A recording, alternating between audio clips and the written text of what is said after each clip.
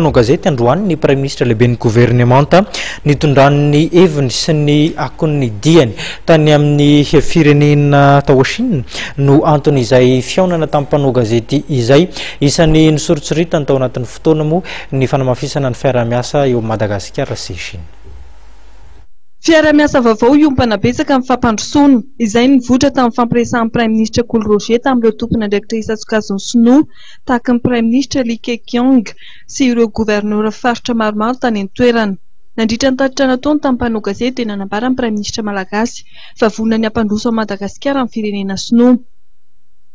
Ho an'ny Madagasikara kosa dia mitentina hatrany amin'ny 100 tapitrisa dolara ny eritreretin'ny fanjakana malagasy ilaina mitetika asa fampandrosoana toy ny eo amin'ny lafiny fototra-avitrasa, lalana, seranatsambo, seranam-piaramanidina, lafiny teknôlôjia vaovao sy ny sisa. Namaly ny fanontanian'ny mpanao gazety ny prime ministre Cool Roger momba ny raharaha andramena. Notsindriany tamin'izany fa tsy nisy ny resaka manokana momba ity raharaha ity tany an-toerana. Les bois de rose, c'est un sujet assez sensible.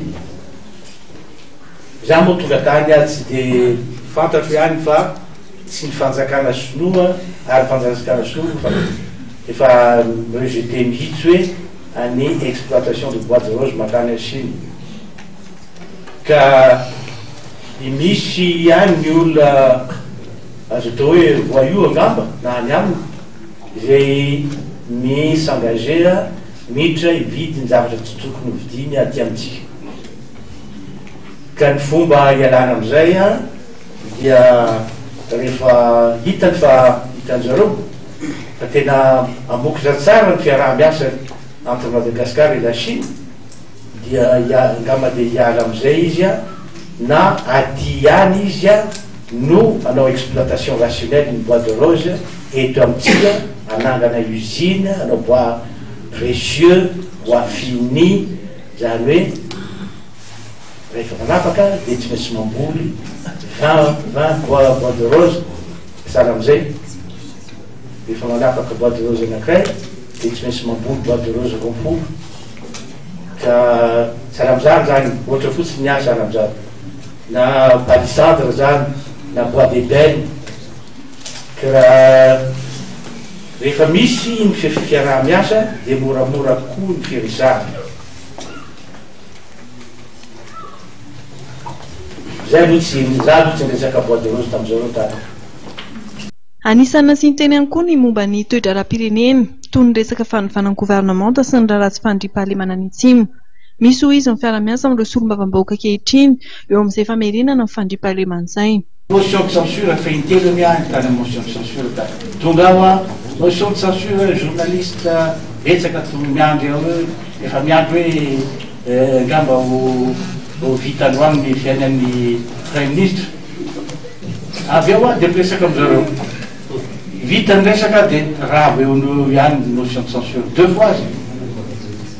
C'est karazana hoe miagité la main hoe zay ty zay ty any miasa zay ty any mieritreritra ny problème amin'ny vahoaka et tout tsy manina tsara zany fa je vous dis franchement motion de censure ça c'est pas mon premier souci fa zany hoe miara-miasa amin'ny député zay ny premier souci miara-miasa aminy ary ny zany dia fa ny associavako zareo amin'ny les coups d'arrêt any Atsimo.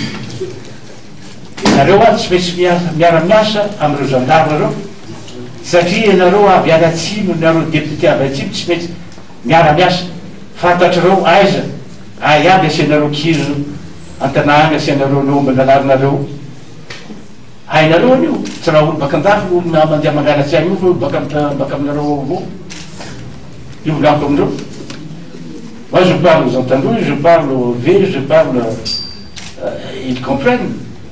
Et puis, fantany zareo zay dia nareo tamay anjara andao resika hiaraka anjara dia manomboka androany tsy arma ihany no hiteny ihany fa mba ao koa ny député sombavambahoaka ao koa ny ray aman-dreny fa voalohany tsy miteny ray aman-dreny fa rehefa nahita reny député reny zareo dia farany voa ihany. Ny zoma ho avy izao dia iona indray amin'ny mpanao gazety ny praiminisitra etsy nanaovana jeritodika amin'ny asa izay ny tanterahana sy ny hitondrana amin'ny fanazavana momba ireo teboka mafana eto amin'ny firenena toy ny grevy isan-karazany sesisesy tato ho ato.